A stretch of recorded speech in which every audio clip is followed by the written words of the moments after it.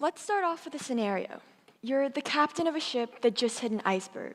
You have 25 passengers who are all crowded into a single lifeboat that's only meant to carry 15. If you allow all 25 to remain in the boat, you avoid having to sentence some to death, but you know that they will all surely die out at sea alone. Or instead, you could choose 15 passengers and let the other 10 drown, arguing that you're sacrificing their life for the lives of the greater good. Now, what if you had family on the boat? Would you put the life of a family member over that of a stranger? This, ladies and gentlemen, is what we call a moral leadership dilemma. Situations like these beg the question of how we determine what is morally right or wrong. Nowadays, morality is synonymous with leadership, but how do we and should we judge a leader based off of their moral values? Ethics and morals, as defined by Santa Clara University, are standards for how we ought to act. They are not religion, feelings, cultural norms, nor are they law, because all of these factors can deviate from what is right, as seen by the rise of the Nazi Party in Germany. These factors do, however, heavily influence how we make our decisions and how others judge us on those decisions. For example, foot binding, though deemed unacceptable in Western culture, was common practice in China and a measurement of feminine beauty. Polygamy is widely accepted in Muslim faith, but in Christianity it's deemed a sin. Guillotines in France, blood fights in Rome, and cannibalism in tribal cultures are all examples of how our definition of morality varies depending on our cultural environment and our individual experiences. Author Jesse Prince argues that in no way can morality be an objective subject because there's no standard method to judge the experiences of one person to those of another and deem one as having a superior moral compass. Philosophers since the time of Plato have all tried to give different definitions to what moral leadership looks like, but they all have their own flaws.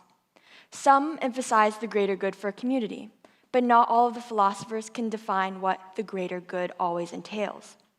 Others, like Confucian philosophy, emphasizes the protection of virtues like propriety and fidelity, but all cultures do not share the same virtues, nor do they express them in the same manner. Now, Stanford University recognizes the utilitarian approach as one of the most commonly known and used of the philosophies, stating that what is done for the greatest good is what is most morally correct. But this leads to a huge problem. In 1941, a man that we all know as Hitler gave a speech, arguing that his actions were to, quote, protect all of Europe and therefore the salvation of everyone. By philosophers' standards of a utilitarianist, wouldn't Hitler be considered a moral leader? It's issues like these that are cause for reevaluation of how we define morality in a leader and what we expect of them. Now, history has been filled with morally questionable leaders. George Washington stands as the father of American freedom, but yet he denied freedom to his African American slaves. Alexander the Great is one of Rome's strongest militants, but he conquered through endless bloodletting. And of course, President Donald Trump is the president of the free world, but he has been accused of sexual misconduct. Fidel Castro is one of the best examples of a man whose legacy is defined by controversy.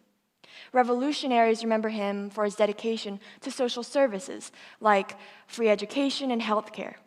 But others believe that his legacy is tarnished by his oppression of political freedoms and censorship of the media.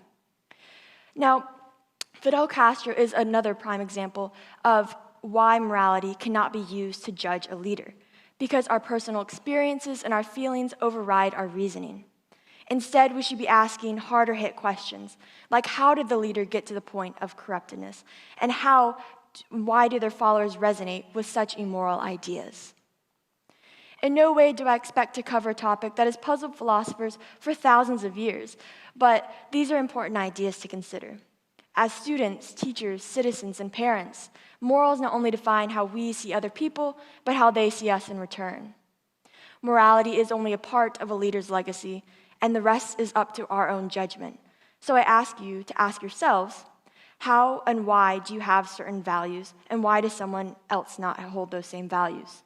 I ask you as upcoming leaders to ask yourselves, why and how do you want to be remembered? Thank you.